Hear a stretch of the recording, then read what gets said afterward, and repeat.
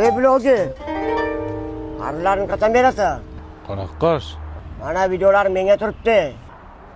Jasur, Shahriyor do'stimizni sizdan qarzi bor ekan. Qochib ketmaydi, xudo xolasa beradi. Mana biz turibmiz yog'iga, xavotir olmang. Jasur men bilaman. Bari qalbiskuncha bor qol. O blogi. Mansurmiding, kim eding? Shep pulini bermaysanmi? Qanaqa pul? Videoda katta gapirganmisan, men to'layman deb to'laysan endi. Men unda prikol qilganman. Prikolingni Instagramdagi videolaringda qilasan. Gapirdingmi? Gapingga javob ber. Tilla bersam bo'lmaydimi? Sen o'ylab gapiryapsan, miyang joyidamisan, ha? 50 kilo tillon pulini olgan u. Nima?